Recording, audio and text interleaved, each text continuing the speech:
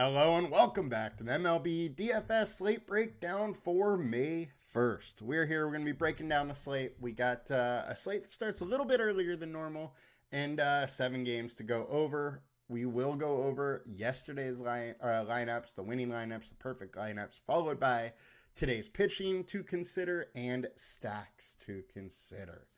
Now, before we get into it, come join us at LineStar. $39.99 per month gets you access to everything we do, all the props, all the DFS. You get it all, one low price. Now, let's get into it. Let's get into this. Get into some fun here. So 3:35 Pacific time, PST start, 7 games on both platforms, and we have to go to April 30th. Since we got games already today. All right. So, on FanDuel, perfect lineup. We got Cole, Ragans, and then a 2-man Milwaukee stack. And after that, it was all one-offs. There was a couple teams that got it done, but those teams largely just had one guy do really, really well that kind of pushed the team. So, not much stacking with the perfect lineup, but way under salary and a 328 number for perfect lineup. Now, the winning lineup, Supersonic 611.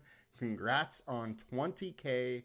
You had a score of 230.3. We had Luis Castillo as the pitcher, a 4-man Arizona stack, 3-man Philadelphia with a one-off of Willie Adames for Milwaukee, who had a pretty solid day with 4 RBIs, a home run, a run, and a walk.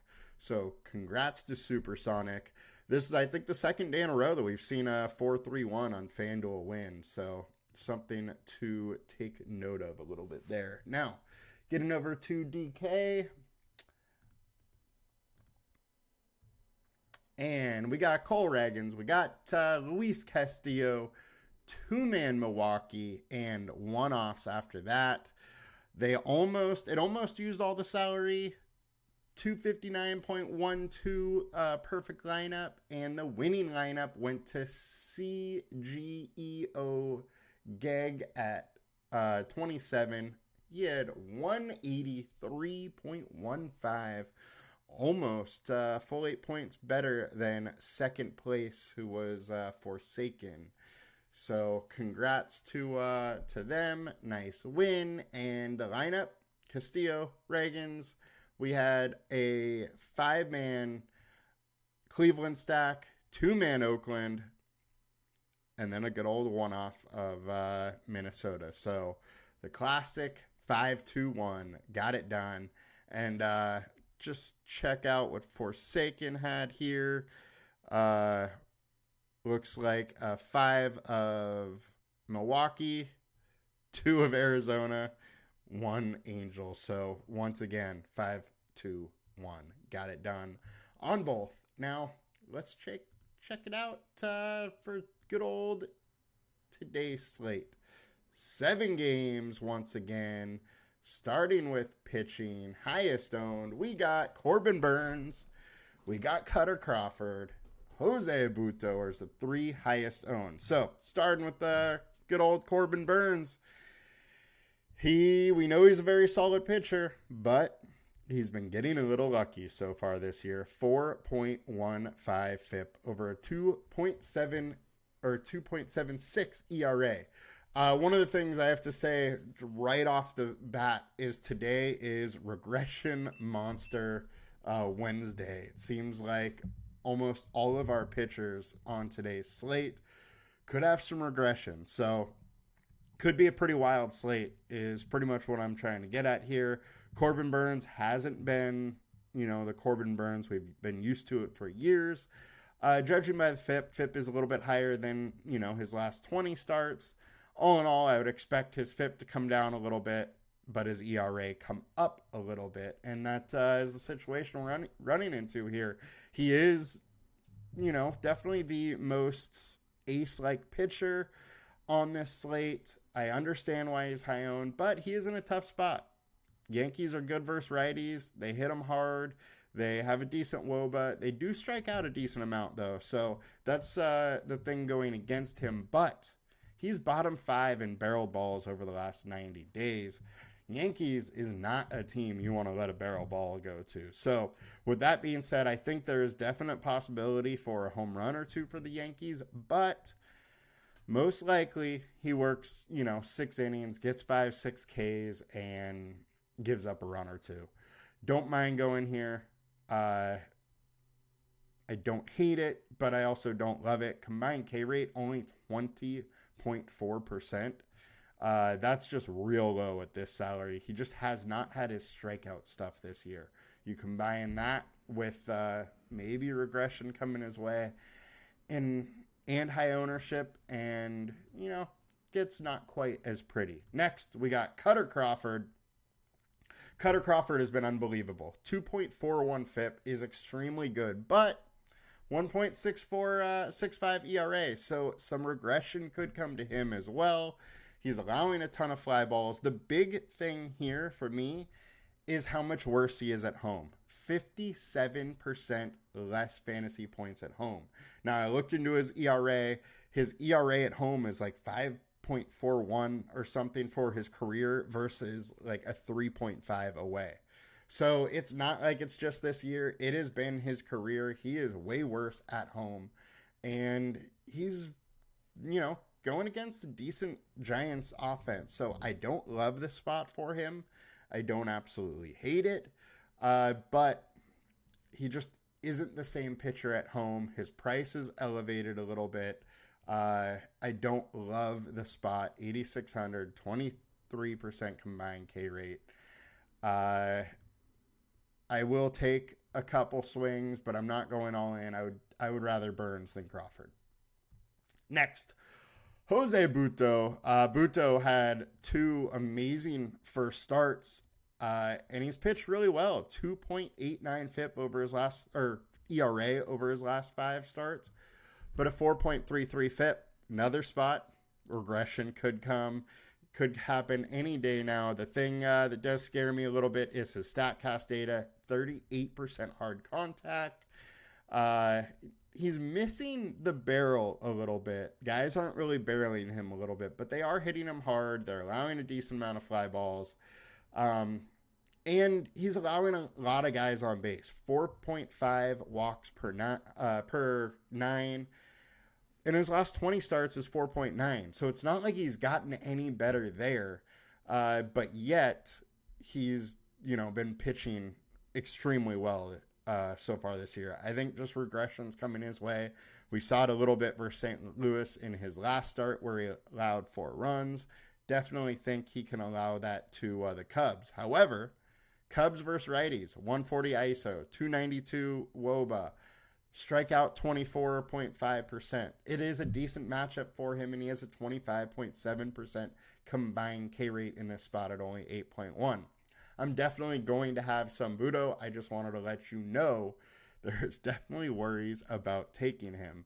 So it's another spot where regression absolutely could. We're going to just have to figure out where the, least regression is, and that could just be Corbin Burns, and that's why he is one of the higher owned. Next, we got Justin Verlander, 9,200. His strikeout stuff is just not there these days. He had a great strikeout game versus Chicago last game where he put up 7 Ks in 4.1 innings, but it was only 4.1 innings. He had 4 walks, 95 pitch count. At least pitch count wise, he's up there. Now, Cleveland versus righties, 128 ISO, but they don't strike out, only 18% K rate. So there's not much upside in Verlander. That is my worry. The other worry, 4.43 FIP, 2.54 ERA over his last 5. So that FIP is way higher than that ERA. He's only pitched 2 games so far this year. He looked decent in both of them, but I struggle a little to really want to go to Verlander at 9.2K versus a Cleveland offense that is just pesky. They just keep working at pitchers, get them out of games a little bit earlier.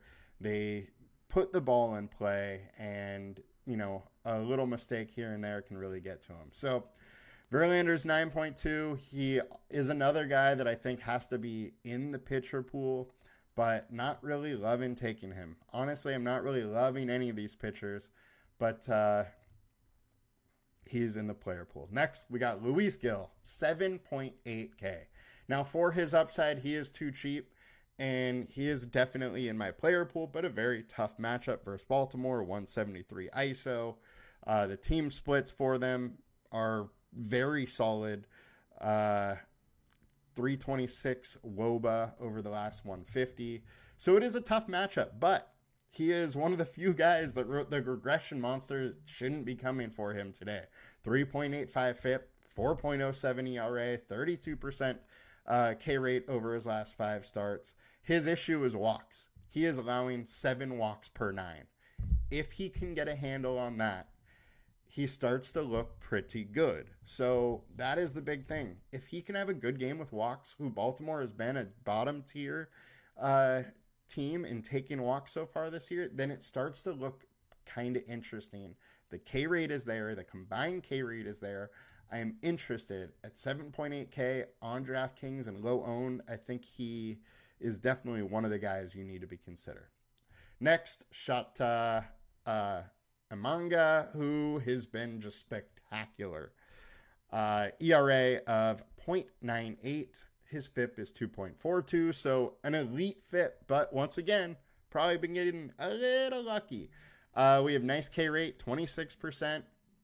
StatCast data is meh, allowing too many fly balls, 43%, but most of it's soft contact it's just kind of mediocre contact. He's only allowing 28% hard contact, does have an average, pretty high average exit velocity, but mostly he's missing bats and they're not putting real good contact on it. And that's the thing here. I don't mind going here.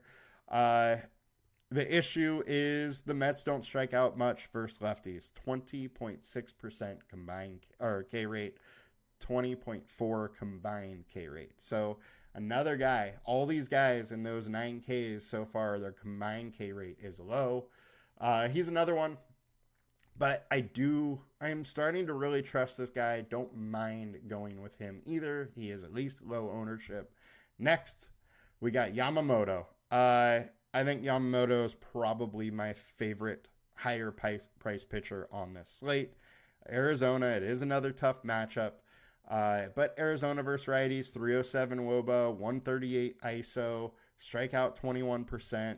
Meanwhile, Yamamoto, 32.7% K rate. Real solid K rate. FIP is 2.6. ERA is 2. Regression monster's not likely to come here. His StatCast data is a little worrisome. 27.5% hard contact. Bottom 5% in barrel balls allowed so far over these last 5 starts with a 9. A lot of line drives off him. Dodgers defense is probably going to have to be good, but he can miss some bats. Arizona's not, that great versus righties. I don't mind going here. And over the last 20 games versus righties, Arizona only has a 211 average. So absolutely interesting. 26.6 combined K rate, 9,600. There is the most upside for those 9K guys, and he's going low owned. I don't think projection systems are going to have him that high yet, so he probably stays low owned. Definitely intrigued by the upside there. Beyond that, and kind of the lower price guys, at 6K, I would consider Andrew Heaney here. So I said the same last game. He went 6 innings, 79 pitches, 7 Ks. Kind of got it done. He just didn't get the win. Now, his FIP, 4.76 over the last 20, 5.69 over the last 5. Nothing to write home about. Nothing that's that great. But I think at 6K, 19.6% combined K rate. Texas is heavily favored.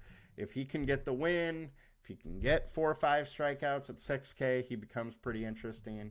And I think he definitely can do that. Now, on the other side, I don't mind stacking Washington. 467 average and 16 plate attempts against them. Real high ISO. The splits aren't too bad for Washington. I don't mind going here. I don't love it, but I think Washington is definitely a lower owned stack that you consider today. Outside of that, I don't really love anything else. I'll talk to you a little bit about Rodri. He's got blown up really in the AAAs. He hasn't been, or in minors. He hasn't been that good in the minors, but he's super cheap and he's facing a terrible team in the Rockies. So, I guess you can keep him in his player pool just because he's so cheap, but I'm probably not going to have any of them on FanDuel. The combined K rate is the thing here, where 32.3%. In his one start, he had a 38% K rate. So a K rate is there. Colorado strikes out a lot. They're not a great offense. There is a path to success here, but Munoz also isn't a great pitcher. So if you want to take a chance, there's at least some upside at a cheap price. He went 77 pitches last time out, so he could go 85, something like that this time out. He's pretty much stretched out. Outside of that, pretty much staying away from everybody else. So let's get over to FanDuel. Had to go over a lot of pitchers today just because of so much, different stuff here. So FanDuel, Corbin Burnes, highest owned. Munoz, 5.5K. He's cheap enough where you can keep him there. My issue here, likely not going to be in line for a quality start. A win even might be a little difficult because he probably has to be efficient to get into to pitch through 5. So I don't love it if he really is kind of 15, 16% owned. Buto, absolutely interested in at 8.2K. 16% owned. Yamamoto, one of my favorites at 14%. Shota, definitely interested. And Luis Gil, I'm interested in. So today I am most likely kind of getting a little contrarian at pitcher. I'm going to have plenty of Burnes. I think his projection is right to be one of the higher owned or one of the higher projected guys. Gonna have some, but really likely to lean into Shota, Yamamoto, a little bit more than the field is. It looks like at this point. Now, let's get over to some stacks.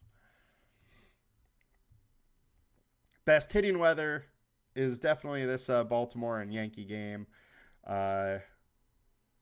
3 highest total games: Colorado, Miami, Cleveland, Houston, Dodgers, Diamondbacks, Washington, Texas too. So, 4 of the game slate, we have a 9-run total, and there's only 7. So should be some runs to go around. And highest ceiling on the slate, we got Baltimore versus Luis Gil. Now, I think this makes a lot of sense. As I said, Luis Gil is letting way too many guys on base. Baltimore has a lot of guys that if you make a mistake, they can make you pay. And that's the issue. Gil is going to let guys on base. It's just, does he make a mistake when guys are on base or not? And that's the big thing with him. If he doesn't make those mistakes when guys on base, he's probably going to be a good pitcher today. But there's also, high upside to go in with Baltimore because of that. Dodgers are popping up versus Jordan Montgomery. Makes total sense. We were on Dodgers a little bit last night before Montgomery got scratched due to bees. So I don't know if he's allergic or got stung or what's going on, but he's back today and should be pitching. Boston's popping up a little bit versus San Francisco. I'm guessing because we don't have a pitcher yet, it's probably going to be a bullpen game or they're going to call somebody up. But Boston at home is always kind of in play. Now, let's go highest projected.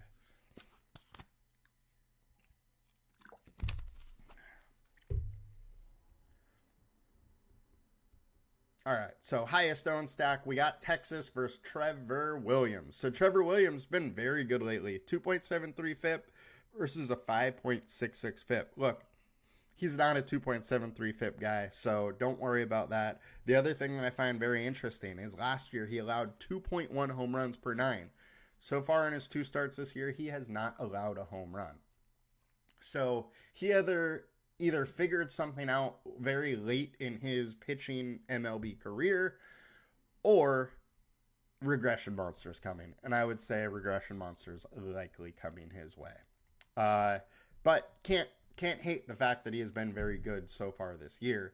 But having a FIP like half of what it is over his last 20 starts is a little alarming to me.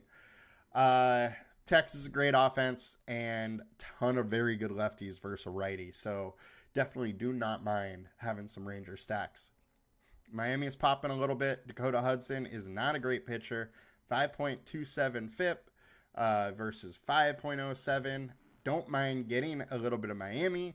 My thing with Miami is at home, they're just not a team with a huge upside.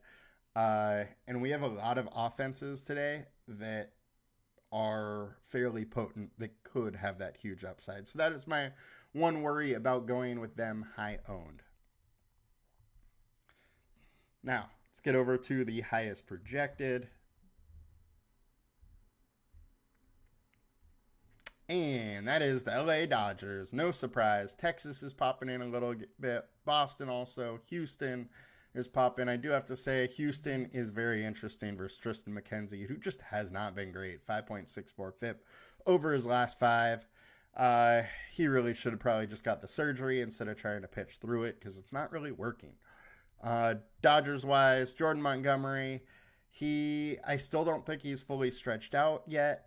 4.3 FIP is decent, but this Dodger offense just crushes lefties, and if they can get Montgomery out, you have a bullpen that's just kind of meh.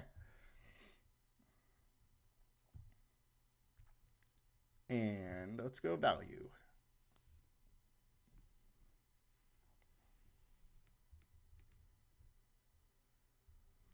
Highest value, Washington. Like I said, I'm very intrigued with Washington. Moderately owned. Andrew Heaney. I can go both ways in this matchup. Definitely a little bit intrigued with that. Boston's popping up value-wise too, which makes sense. They have some, hitters that are fairly cheap and have been doing some work. So don't mind going there versus a pitcher we don't know who it is yet. And let's go FIP before we tap on everything else.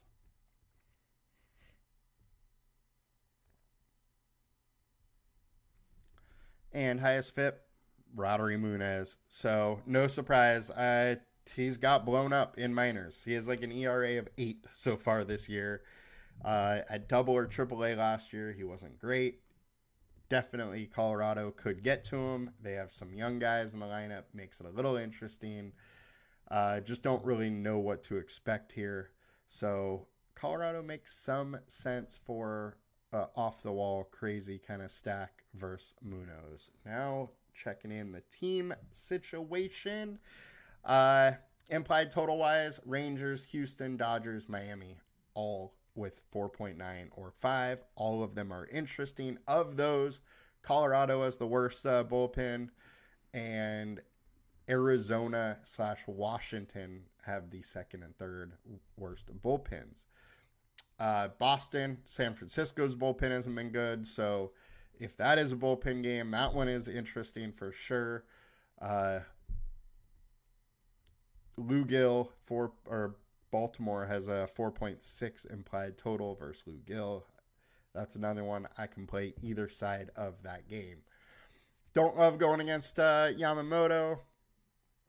The implied total's there, but I just don't love it. I think Buto, there is some regression likely coming. Could go on either side of that one, but I don't love it. Same goes with Colorado and Miami. So that'll do it for us today, guys. Think it's a pretty interesting slate. Good luck. Not sure if I'm going to be putting a video out for tonight for tomorrow's slate yet. It's kind of weird where they have, I think it's 5 games between 9 a.m. to like 11:30. If it's a 5-game slate, I'm going to try and do a video tonight. If it is a 4-game slate, I'm going to just skip it. And that will be out tonight if it's 5-game slate. Kind of waiting to see what DK/FanDuel do about that one. So that'll do it for us today, guys. If I'm not on a show for tomorrow's slate, I will be for Friday. Have a good one. See you guys later. Good luck. Let's make some money.